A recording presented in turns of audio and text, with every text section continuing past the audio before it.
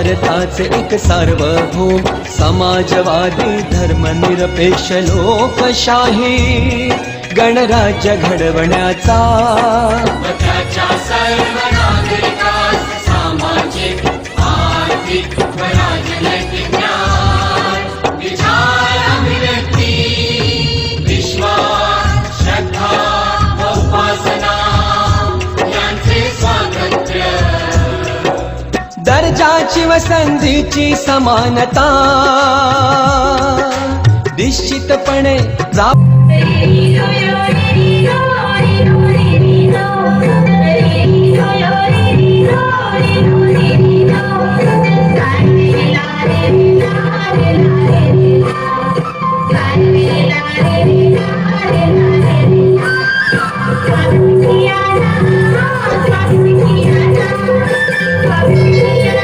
वर्धित करण्याचा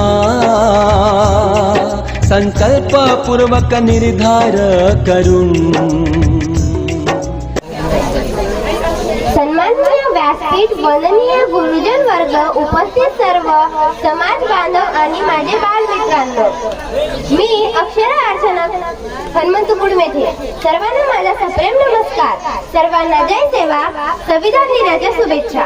आज 26 नोव्हेंबर म्हणजे भारतीय संविधान दिन. आजचा दिवस आपल्या देशासाठी अभिमानाचा आणि महत्त्वाचा दिवस आहे. 15 ऑगस्ट 1947 रोजी आपल्या देशाला स्वतंत्रता मिळाली. पण देशाला चालवण्यासाठी एका मजबूत कायद्याची गरज होती. ही जबाबदारी डॉक्टर आंबेडकर आणि संविधान सभेने पार पाडली.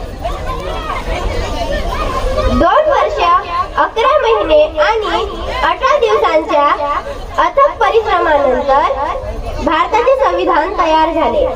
26 नोव्हेंबर 1949 रोजी आपल्या देशाने हे संविधान स्वीकारले. म्हणूनच हा दिवस संविधान दिन म्हणून साजरा करतो. मित्रांनो, भारताचे संविधान हे जगातील सर्वात मोठे लिखित संविधान आहे.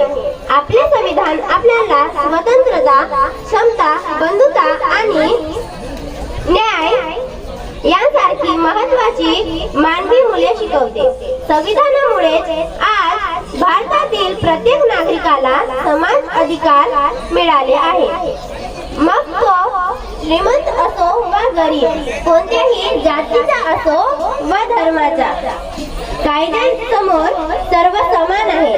डॉक्टर बाबासाहेब आंबेडकर यांनी आपल्याला एक मजबूत लोकशाही दिली आहे. आजच्या दिवशी आपण सर्वांनी शपथ घेऊया की आपण आपल्या संविधानाचा नेहमी आदर करू आणि एक जबाबदार नागरिक म्हणून देशाच्या प्रगतीत हातभार लावू.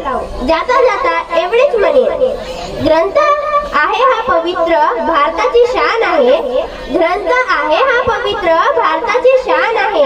नांदते लोकशाही जिथे, नांदते लोकशाही जिथे, ते माझे संविधान आहे. एवढे बोलून मी माझे भाषण संपवते.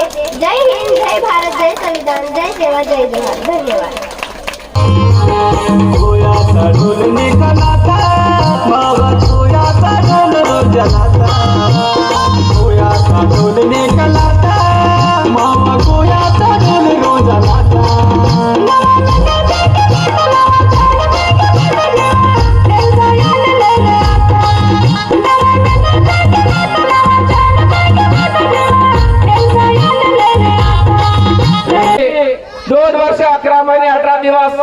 त्या पूर्ण संविधानाचा मसुदा लिहायला लागला सभेला आणि त्या मसुदा समितीचे सभा अध्यक्ष होते सन्माननीय विश्वरत्न बोधिसत्व डॉक्टर बाबासाहेब आंबेडकरांनी तो मसुदा त्यांच्या संपूर्ण संघटनेनं पूर्ण कंप्लीट केला आणि आजच्या 26 नोव्हेंबरच्या दिवशी तो मसुदा आणि तो भारतीय सर्वात मोठा आणि उच्च लिखित संविधान आणि तो ग्रंथ आज आपल्या भारताला अर्पण केलं.